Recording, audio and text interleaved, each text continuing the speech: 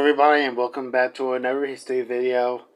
Now, most people are really familiar with this channel, and also in the past, we're really familiar with a broadcast channel, not CW, WB, or any other broadcast channel. I'm talking about PBS, or the Public Broadcasting Service. The Public Broadcasting Service is an American public broadcaster and television program distributor based in Arlington, Virginia, and PBS is a publicly funded nonprofit organization and the most prominent provider of educational programming to public television stations in the United States, distributing such as great mature audience programming, while also has children's programming. We also need to talk about sister block Pbs Kids. Now Pbs Kids has been born in 1999 and has been existing since then, and for newborn children who are really familiar with it, don't know about it right now. Now everybody is saying that Pbs Kids has plunged off the cliff, and later or something like that, it has been has been going well, and PBS puts all their effort into that channel and its segment on PBS on participating PBS affiliates. Now this goes all the way back from the predecessor of PBS. Now there's this channel before PBS called the National Educational Television Net, or NET. NET was launched and was founded in 1952 and was launched on May 16th, 1954, 67 years ago. It featured some programs like NET Playhouse, Mr. Rogers' Neighborhood, and heck, even Sesame Street. That time, NET was dissolved on October 4th, 1970, and was replaced by, of course, PBS. When PBS launched on October 5th, 1970, 51 years ago, the children's programming on the network became known as For Kids, featuring shows like Newton's Apple, Shining Time Station, The Big Comfy Couch, The Electric Company, Square One Television, and Thomas the Tank Engine. Back then, it was somehow very decent during that time. Then, on July 11th, 1994, PBS rebranded its educational programming, also known as For Kids, as PTV, or PTV Park. In addition to scheduled educational programming, PTV also incorporated interstitial content such as the P-Pals, which featured animated characters shaped like PBS logos delivering educational content in their fictional world, known as, again, PTV Park. The interstitial shorts were aimed at younger children. Older children were targeted with live-action and music video interstitial shorts. Shows that premiered during the PTV Park era, including Barney the Purple Dinosaur, Arthur, Zaboomafoo, Theodore Tugboat, the Huggabug Club, JJ the Jet Plane. And also, I liked how the PBS affiliates make up their own community. For an example, there was Prairie Public Television. They had the Prairie Public Television's Kids Zone. So on PBS affiliates, they would have a Kids Zone block of their own. if it's a kid room, Kid Zone, Kidio, like WTTV, and so much more. However, all blocks of children's programming being marketed by each affiliate were dissolved by later in the 2000s, and that was no fun. WTTV especially, because WTTV had Kidio, but was sadly dissolved after the launch date of PBS Kids. As a matter of fact, on September 5th, 1999. PTV aired for the last time.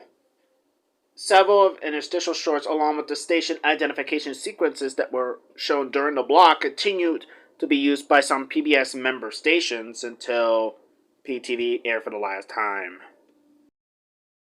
On September 6th, 1999, Pbs Kids underwent a major facelift. PBS launched the Pbs Kids brand in several areas, including its daytime ready-to-learn service, the PBS online web pages for kids, and a home video label. Children's programming on the PBS network was then given unified branding, along with the block of programming on PBS. PBS Kids lent its name to a separate television network, which launched on the same date. The PBS Kids channel. It only just ran for 6 years. And also, not only PBS Kids launched, PBS introduced 2 new characters which children have witnessed in bumpers and interstitials and are still around: Dash and Dot. Along with these 2 characters, a new simplistic branding style of PBS Kids was updated in the 2000s. I think I still remember looking at one of the bumpers when I first watched PBS Kids. Now, anyway, shows that already followed the facelift were the shows that were from PTV, and there are some shows that followed during the facelift, like Between the Lions, Caillou, Sagwa the Chinese Siamese Cat, Booba, as well as what else? Clifford's Puppy Days, Clifford the Big Red Dog, Dinosaur Train, Martha Speaks, and Super Y. And funnily enough, there was also the Jakers, Adventures in Piggly-Winks, and Liberty's Kids, which were also on PBS Kids. Over on the PBS Kids channel, the channel remained unsuccessful, as it only reached a few viewers in households. The channel was shut down on September 26, 2005, and was replaced by a spin-off block to PBS Kids called Pbs Kids Sprout, developed under partnership with Sesame Workshop, Hint Entertainment, Comcast, and the Public Broadcasting Service, which would later get bought by NBC Universal later on. PBS gave licenses an option to sign on Sprout promoters, while indicating that they should retain PBS Kids programming during the daytime. Half of the stations programmed their own children's channel. PBS offered a replacement early school-aged kids network based on the block, PBS Kids Go, by April 2006 to be launched on October 2006, but was canceled before launch. In 1996, PTV/PBS Kids had The Game, an afternoon segment aimed at kids ages 6 to 8.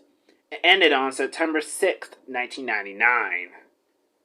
In 2000, PBS Kids launched a Saturday morning block called Pbs Kids Bookworm Bunch, consisting of 6 animated series produced by the Canadian company Nelvana Limited, which got acquired by Chorus Entertainment.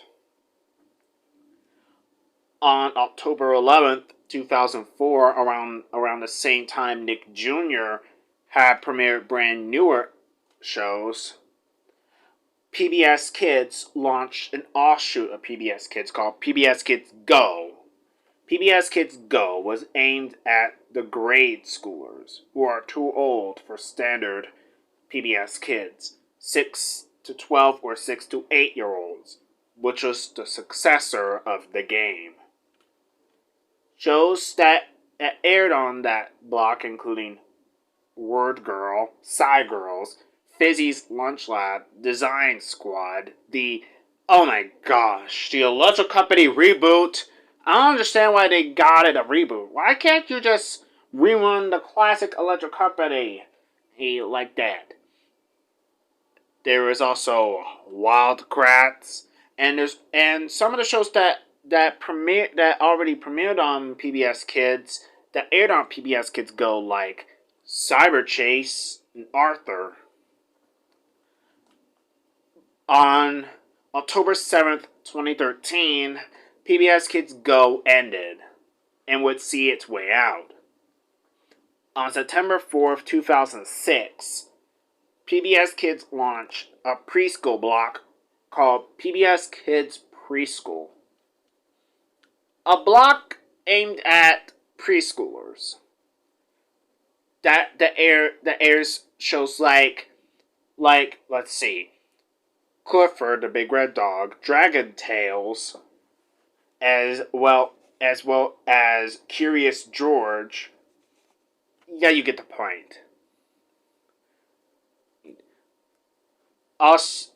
During around 2004 or 2006, PBS announced that a 24-hour premium PBS Kids Go channel will be introduced, which would have some blocks of their own, like a Spanish segment called Pbs Kids Bayan, Spanish for Go, an evening family segment, and a school segment. With that new channel, Kratts, Creatures, and Wishbone would be exclusive to the channel, but it never came to be because of financial issues. That's a bummer. So that was a bad thing. Also in 2013, a lot happened with PBS Kids. Pbs Kids Go and Pbs Kids Preschool seen their way out and were discontinued. Also, in September 2013 or around November 2013, a new styling of PBS Kids was updated to make it more modern style. A more simplistic style that is modernized. They just simply modernized PBS Kids. Seriously. Really. Can't believe it. Also, the mascots were changed. Dot remained as one of the mascots, but Dash was eliminated. In his place was Dell, who has a raccoon tail, and Dee, who goes around schooling with her siblings, were introduced. But luckily and thankfully, Dash wasn't completely dead, and he isn't completely dead as he appeared in merchandise since then, and he has always been present in the PBS Kids logo, but not Dot. Sadly. Now, the problem with PBS Kids is that the shows that they're still airing all sucked, according to some people. Yes, we still have lots of good shows like Odd Squad, Martha Speaks Curious George, and the app exclusive show, The Rough Ruffman Show. But then, unfortunately, we got shows that were not really great. Like what? Nature Cat, Ready Jet Go, and Wild Kratts. Then of course, we got Daniel Tiger's Neighborhood, a spinoff of Mr. Rogers' Neighborhood, and then there was Pinkalicious and Peterific, and Peg plus Cat. Of course, the latter of which, Peg plus Cat, premiered to coincide with the debut. PBS Kids received a graphic redesign. That's it. Also, on July 1st, 2016, the PBS Kids shows was streaming from Netflix, and Hulu moved to Amazon Prime. The PBS Kids channel was relaunched on January 16th, 2017 with a live stream of the channel on the PBS Kids website and video app. No changes were made to the main PBS Kids programming segment. The segment is counter-programmed from the network. Thus, the same show would not be shown at the same time on the network and the segment block at the time. PBS Kids, the channel, is also available on DirecTV and DirecTV Stream on channel 288. PBS Distribution partnered with MultiChoice Africa to launch PBS Kids on May 22nd, 2019 on the STV and GOTV platforms across sub-Saharan Africa. And in 2021, PBS Distribution partnered with Foxtel Corporation to launch PBS Kids in Australia. In 2017, PBS Kids launched the PBS Kids Family Night, a programming segment exclusive to the PBS Kids 24/7 channel, airing PBS Kids movies and specials from 7 to 9 p.m. on Fridays, Saturdays, and Sundays, possibly to begin earlier or end later.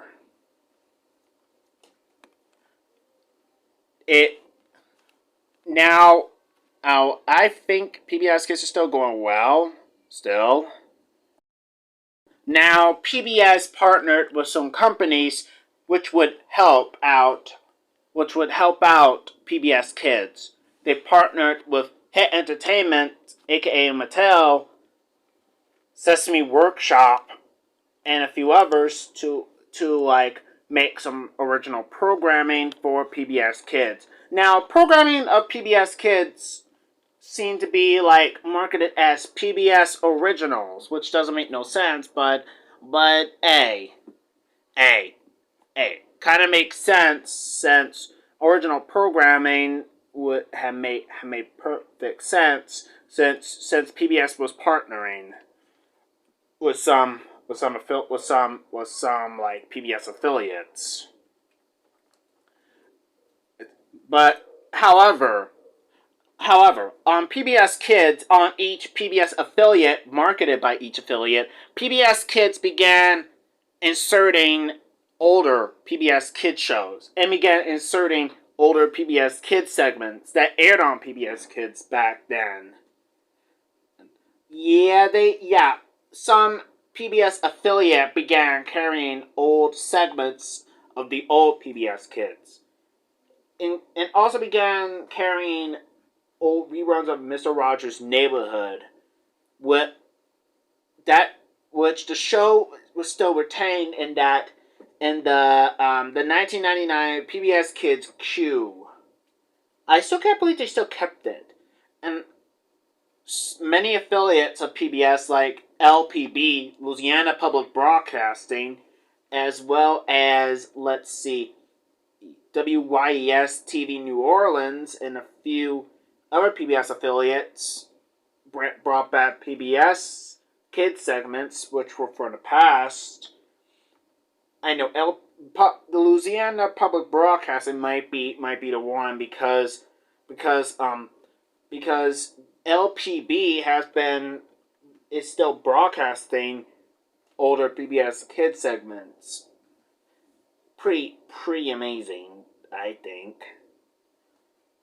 Maybe the PBS station, like my PBS station, WAFE HYY TV might do the same thing. Or probably not. Yeah, probably not. And I'm very sorry to say that Nick Jr. and Disney Jr.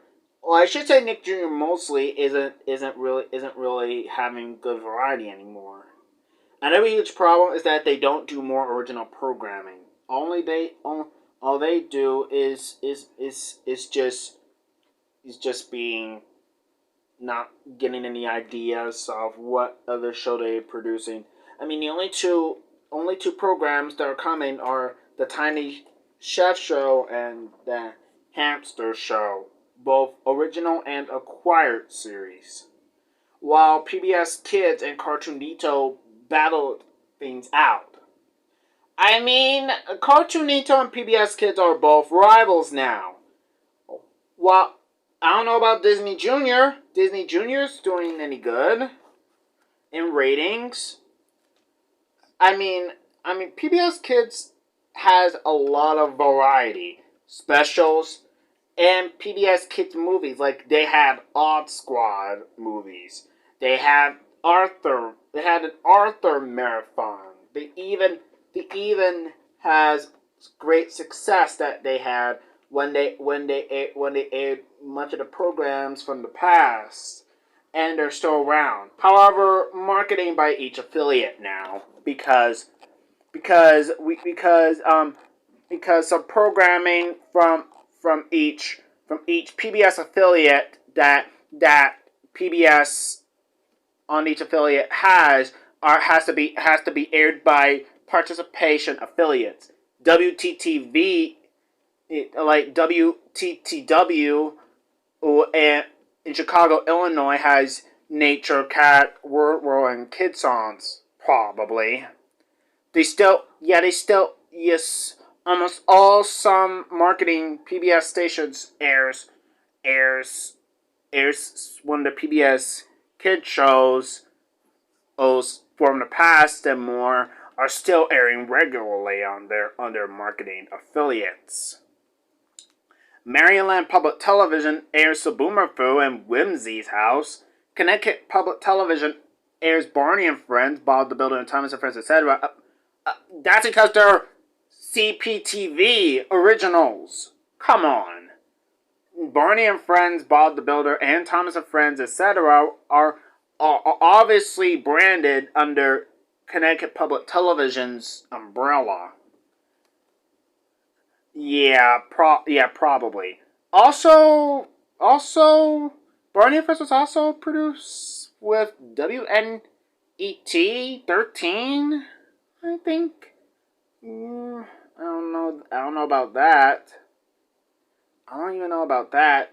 But seriously, every participating PBS stations have their own original programming made.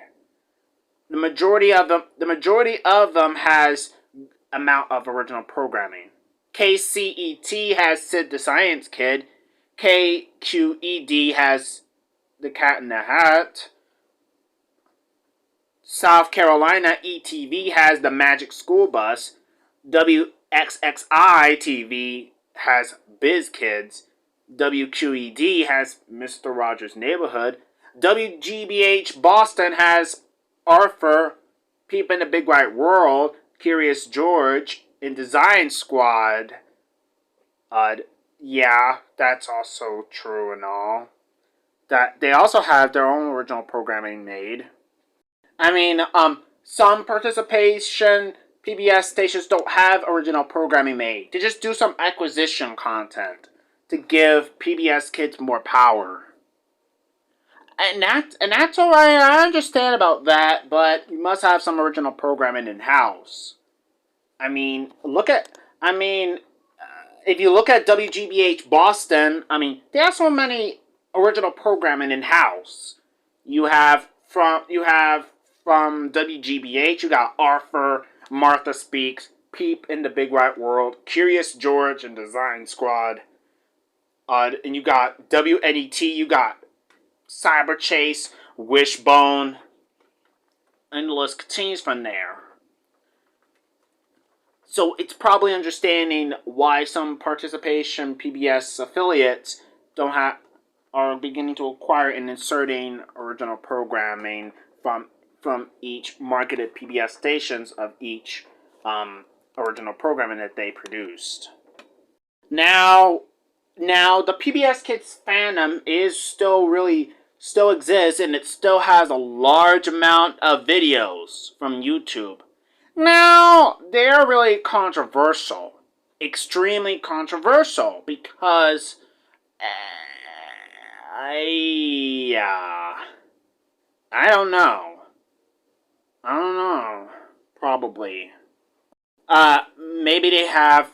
Maybe received some controversial backlash ever since that the infamous Femme PBS, which annoyed everybody. Ever since Wikipedia made a screw up. And also, let's not forget about these effects of PBS Kids Q of 1999 Qs, probably.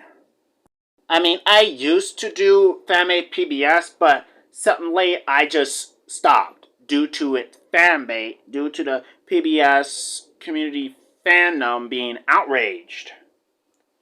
I mean, it's upsetting, but honestly, I had to keep clear of Femme PBS Kids. Sadly, right now PBS Kids are still doing all right and fine.